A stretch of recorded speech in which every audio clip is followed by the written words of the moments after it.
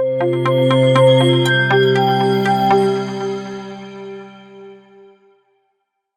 हमारी CISE और 180 की टीम अब पहुंच चुकी है बसई मोहम्मदपुर, और हमारे साथ यहाँ की ग्राम प्रधान है श्रीमती निहारिका जी। एंड ये यहाँ की फीमेल प्रधान है और इस रीजन की पहली महिला प्रधान है।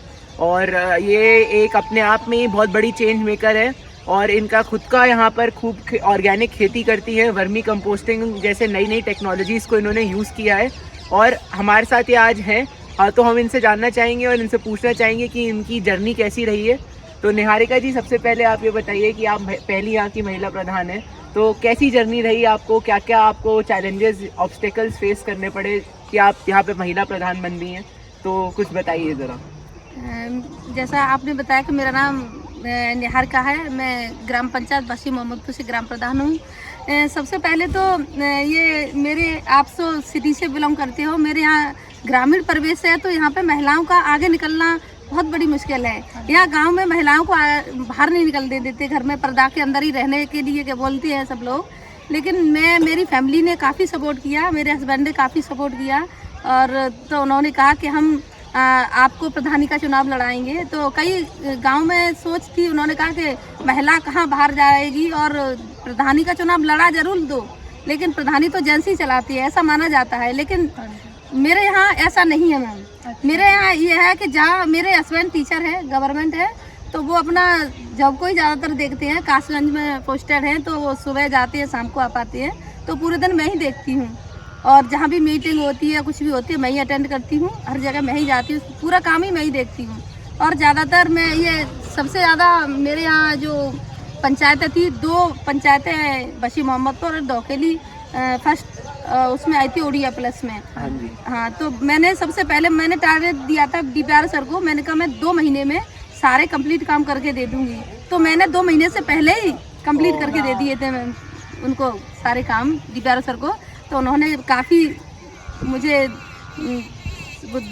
सपोर्ट किया, उन्होंने कहा कि चलो बहुत अच्छा किया है आपने। उसके बाद में पूरे ज़िले में कहीं भी कोई भी इस वर्मी को चलाने के लिए तैयार नहीं था, कोई भी 71 प्रधानों में से। तो सर ने कहा था कि कोई ऐसा हो जो कर पाए, तो कोई पुरुष ही कर पाएगा, महिला कहाँ कर पाएंगी। मैंने कहा सर आप एक बार कोशिश करेंगे, हमें दे दीजिए केचुआ, हम चलाएंगे। तो हमने ये वर्मी चलाई अपनी, बहुत ही बेहतर चलाई भगवान के पास है, और ये जो रिजल्ट है आपके सामने है। और अभी किसी का भी ज़िले में वर्मी नहीं स्टार्ट हुआ है, मेरा ही चल रहा है। अब उससे हम खेती भी उगा रहे हैं, और फसलें भी है, कई तोरई है, लौकी है, और कई सारी फसलों का यूज कर रहे हैं, फ्लावर्स भी हैं इससे।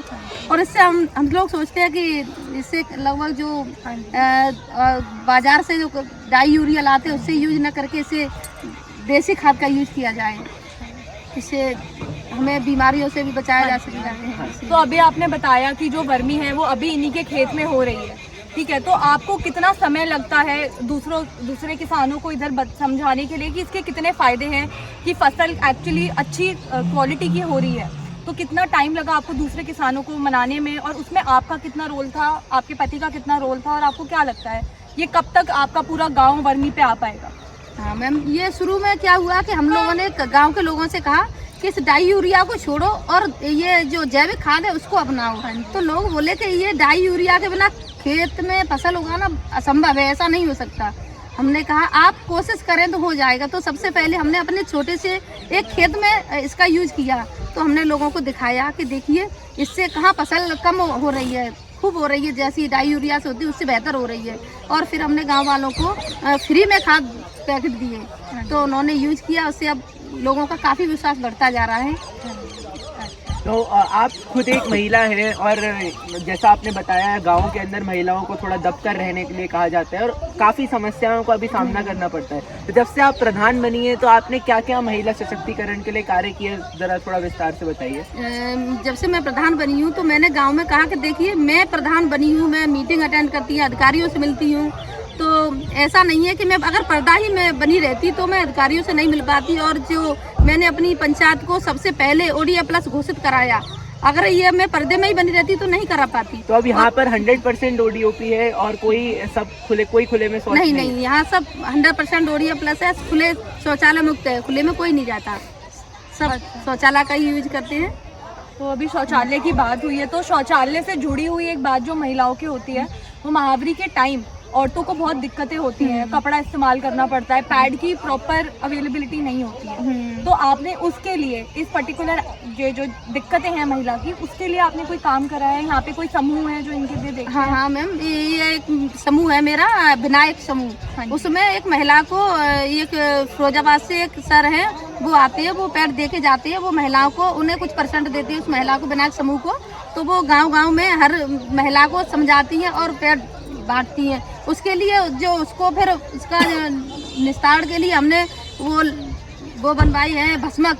हाँ, वो बनवाए हैं हमने प्राइमरी विद्यालय में, सॉरी जूनियर में है, पंचायत घर में है, हॉस्पिटल में है। उससे ये है कि ये जो आसपास बिखरे रहते थे पहले गांव में, लोग कम समझते हैं या फेंक देते थे ऐसे ही खेत में, तो उनको समझा के हमने रैली भी निकाली है इसकी। आप रैली भी निकाली? हाँ, रैली भी निकाली हमने, तो इससे वो अब ज़्यादा फैला फाली नहीं है, वो वहीं पे निस्तार हो जाता है उनका। तो आज के समय पे आप खुद कौन कौन से फल और सब्जियां उगा रहे हैं? मेरे यहाँ है सर, लौकी है, करेले हैं, कद्दू है और तोरई है और शैम भी है, मेरे आगे है, प्याज है और मूली है। कई सारी फसलें हैं जो हम लोग इसी से, बैगन है, हरी मिर्च है, वो मैंने आपको दिखा नहीं पाई, हरी मिर्च भी हम इसी से यूज कर रहे हैं। जो हरी मिर्च आपको दी हमने यही है, जैविक खाद की है।